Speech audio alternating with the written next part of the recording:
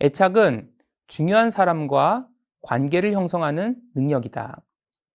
여기서 중요한 사람은 부모를 포함해서 그 사람에게 양육을 제공해주는 아주 의미 있는 주변 사람을 모두 포괄할 것입니다. 자, 두 번째, 애착을 형성하는 능력은 인간의 생존에 필수적이다. 자, 그래서 모든 인간은 애착을 형성하려고 합니다. 중요한 사람과. 어떤 사람과 애착을 형성하는지에 대한 제한이 있었지만 이 당시에 굉장히 또 중요한 실험 심리학자, 동물 심리학자의 연구가 주목을 끌었습니다. 바로 해리 할로우 박사의 사랑의 본질에 대한 연구입니다. The Nature of Love라는 연구인데요. 두 가지의 이제 원숭이 엄마를 만들어냅니다. 하나의 원숭이는 이 화면에서 보이는 것처럼 철사로 이렇게 만들어 놓고요. 그 우유병을 넣어놔서 그 철사로 된 엄마 원숭이에게 가면 항상 우유를 먹을 수 있습니다. 그리고 또 다른 철사로 만든 원숭이에 헝겊을 이렇게 씌워 놔 가지고요. 이 원숭이에게 가면 이렇게 따뜻한 그리고 안락한 그리고 감촉을 느낄 수 있는 거죠. 이 원숭이는 배고플 때는 철사 원숭이에게 가서 우유를 먹고요. 그리고 다른 시간에는 헝겊으로 덮인 엄마 원숭이에게 가서 시간을 보내곤 했다고 합니다. 근데 여기에서 한 걸음 더 나가서 해리 할로우가 그 당시에 로봇을 이용한 실험을 했습니다. 1970년대 로봇을 이용한 실험이 이제 실시됐다는 게 굉장히 흥미롭죠. 자, 이 로봇은 여러분들이 유튜브나 이런 것을 찾아보면 쉽게 볼 수 있는데요. 이제 굉음을 내면서 원숭이 우리 쪽으로 막 다가옵니다. 일종의 위협을 제공하는 거죠.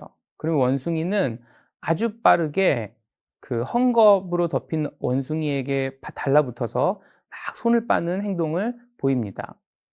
바로 그 안전의 위협이 있을 때 아기 원숭이는 곧장 헝겊이 덮어진 엄마에게로 달려간 거예요. 자, 아마도 사랑의 본질, 어떤 어린 원숭이가 애착을 형성한 대상은 우유를 주었던 철사 원숭이보다는 따뜻한 헝겊으로, 부드러운 헝겊으로 덮인 원숭이였던 것 같아요. 왜냐하면 헝겊으로 덮인 원숭이는 따뜻함이나 안락함, 안정과 같은 요소들을 제공했기 때문일 것이다 라는 결과를 제시한 겁니다. 이러한 접촉, 신체적 접촉, 그걸 통해서 얻는 따뜻한 안락함 이런 것일까? 라는 생각을 하기 시작했던 거죠. 점차 아마도 인간에게 중요할 수 있겠다라는 연구 결과가 지속적으로 나오고 있는데요. 연구 결과를 보시면요. 마사지 테라피를 받은 아이들이 그래프에서 왼쪽에 있고요. 그리고 컨트롤 마사지 테라피를 받지 않는 통제 집단이 오른쪽에 있습니다. 통제 집단 아이들에 비해서 마사지 치료를 받은 아이들이 첫째 날보다 마지막 날에 문제 행동이나 스트레스 행동을 보이는 비율이 훨씬 더 감소한 것을 볼 수 있습니다.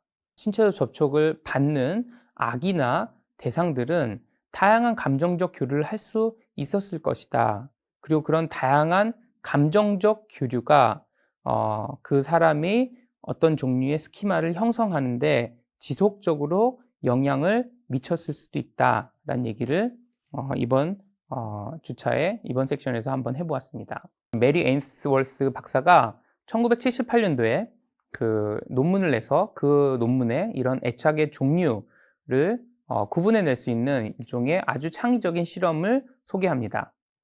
자, 그 실험의 이름은 낯선 상황 실험입니다. Strange Situation 실험이라고 합니다. 제가 그 화면에서 제공해드리는 그 URL을 보시면 낯선 상황 실험에 대한 그 상황을 잘 보실 수 있으니까 그 유튜브에 가서 이 URL을 통해서 유튜브에 가서요. 낯선 상황 실험을 모두 관찰해 보시기 바랍니다.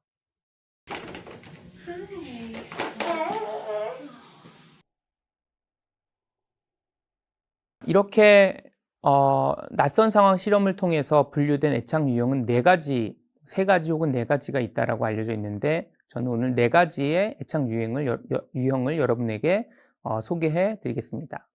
첫 번째는 안정 애착, secure attachment. 두 번째는 불안정, 저항 애착, insecure, resistant attachment.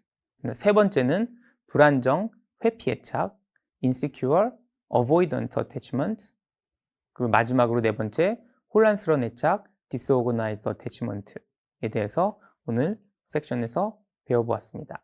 안정애착은 어떠한 감정과 연관이 클까? 자, 일단 낯선 상황에 놓여진 거잖아요, 아이는. 그래서 불안이라는 감정이 없을 수 없습니다. 그런데 불안이란 감정보다는 아마도 이 아이는 편안한 감정을 더 많이 느꼈던 것 같아요. 왜냐하면 그 양육자가 곁에 있었기 때문에. 그러니까 이 아이들은 불안하면 불안해하고, 화나면 화를 내고, 기쁘면 기뻐하고, 위로를 받으면 위로를 받고, 편안하면 호기심이 생겨나고, 그 호기심에 따라서 행동을 하고, 이러한 어떤 감정과 감정이 주는 메시지를 잘 받아들여서 표현해내는 능력을 보여준다고 볼 수 있습니다. 자, 두 번째, 불안정 저항애착입니다. 당연히 낯선 상황이니까 불안이 있죠. 그런데 이 아이들에게는 불안이 꽤나 큰 것 같습니다. 그리고 편안함보다는 불안함이 더 큰 것 같고요. 동시에 양육자에 대한 화가 있는 거예요. 이 화는 잘못된 건 아닙니다. 그런데 이 아이가 이 화가 나는 감정이 굉장히 고통스러울 거예요. 그리고 그 화나는 감정이 불안한 감정이랑 같이 있어요. 아마도 이 아이는 아직은 불안이나 화라는 이 두 가지의 고통스러운 감정이 존재하는 거가 어떤 걸 선택해야 될지 아직 모르는 상황일 수 있습니다. 그래서 굉장히 혼란스러운 상황이 있는 거죠.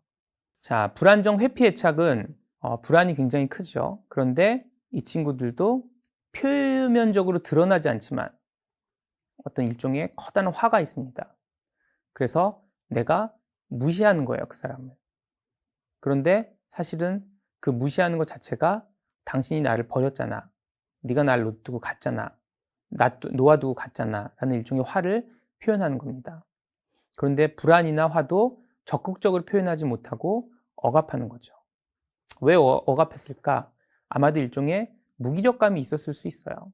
내가 표현해봤는데 그게 잘 되지 않았다거나 표현해봤는데 내가 처벌을 받았다거나 뭐 이런 종류의 환경이었다면 불안정 회피 애착의 패턴을 학습했을 수 있다. 발달시켰을 수 있다. 자, 마지막으로 혼란 애착은 불안이 가장 큰 경우다. 자, 내가 혼자 있어도 불안하고 같이 있어도 불안하고 어떻게 해야 될지 모르는 이런 상태, 굉장히 큰 불안이 있는 거죠. 불안정 애착이나 혼란된 애착을 한 아이들은 이 불안이 주는 메시지에 귀 기울이기보다는 불안이 주는 고통에 시달리고 그 불안감을 어떻게든 억압하고 극복해 보려고 노력하는 상황이 된 거죠. 자, 그렇다면 여기서 질문은 우리가 안정애착을 형성하지 못하면 다 불행해지는 것인가? 아니면 가망은 없는 것인가? 희망은 없는 것인가?에 대한 질문을 제가 던지고 싶고요. 그 질문에 대해서 같이 한번 고민해 보면 좋겠습니다. 유년기 애착이 박탈된 사례를 제가 한번 이렇게 소개를 해보죠.